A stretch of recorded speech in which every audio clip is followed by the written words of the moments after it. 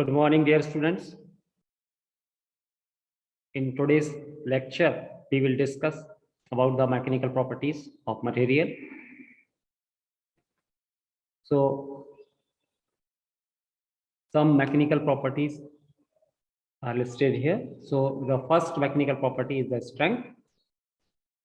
In simpler terms, you can define strength as a load-bearing ability of a material. So, when we, what is the load-bearing ability of a material is known as strength. It can also be defined as it is the ability of a material to resist the externally applied force without breaking. So it makes the similar sense that the load-bearing ability of a material. And we have to distinguish strength with stress. So the internal resistance offered by a part to an externally applied force is called stress. So stress basically a internal resistance offered to an externally applied force, and strength is the ability of a material to bear the externally applied force. So this is the basic distinction between strength and stress. Then second mechanical property is hardness. Hardness can be defined as the ability of a material to resist scratch, abrasion, deformation, and indentation. The greater the hardness of the metal, the greater resistance it has to deformation. So the hardness basically a property to resist the deformation. It is different from the strength. So we don't mess with strength with hardness. It is different property. It is generally the resistance to scratch or indentation or deformation. Then third important property is the toughness. Toughness is the property of material to resist fracture due to high impact. When a material is impactfully loaded and it resists fracture because of the property of toughness. It can be measured by the amount of energy absorbed by a unit volume of the material during the process of stress or externally applied load. The toughness can also be correlated or find out, or we can evaluate from the area under the stress strain curve. So you can see here stress strain curve is there. So you can see that ductile material have high toughness because they have a more stress, more area under stress strain curve. This area you have it, and as compared to brittle material, they have very less toughness because of less energy, because of their less ability of less ability to absorb the energy. And polymer have moderate amount of toughness.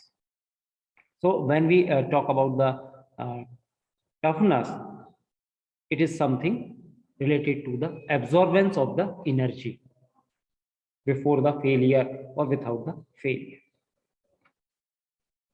And next important property is the ductility. Ductility is the property of a material enabling it to drawn into wires with the application of a tensile force. Or it can be, in other words, it can be described or it can be defined as ability of a material to resist elongation without failure. So it is something related to the tensile force, ductility.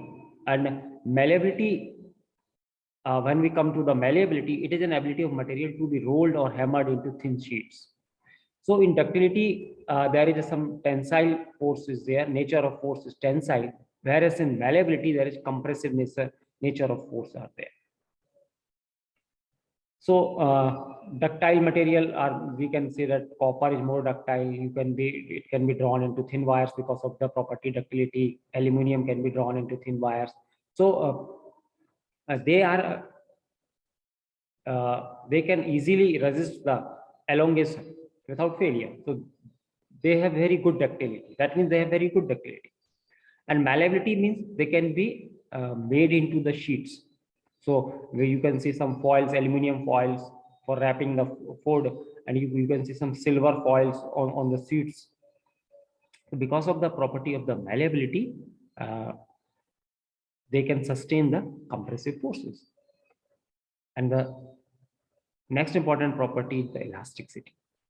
It is a property of a material to regain its original shape after deformation when the external forces are removed. So the material regain or recover its original shape when the external applied load is removed because of the property of elasticity.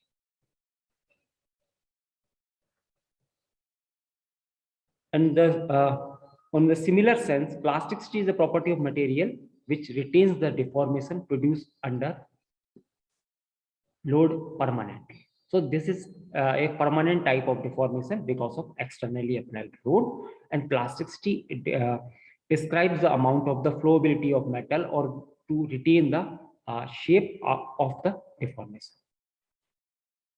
Brittleness is something opposite to the ductility. It is the property of breaking of material with no or little elongation. There is no elongation or there is no distortion in brittle material. They break at a sudden. Brittleness of material is opposite to ductility property. Cast iron is very brittle material. You can see that a cup of tea, it can break very suddenly and break into the pieces, that because of the property of brittleness. Ceramics are very brittle material. It is made up of ceramic material. And another important property is the resilience. So what is resilience? It is the property of material to absorb energy and to resist shock and impact loads.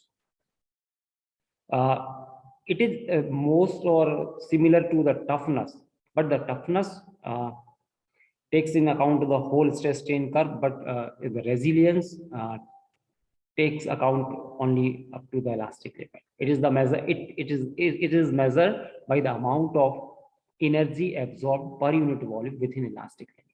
So this is something different from toughness, in which it takes the whole stress strain curve up to failure, but resilience take account only the elastic part. So it is the property of a material to absorb energy within elastic limit, or it can be it can also be said in other words, the ability or the property of a material to absorb energy within elastic limit of a material. So these are the some properties of mechanical properties in brief.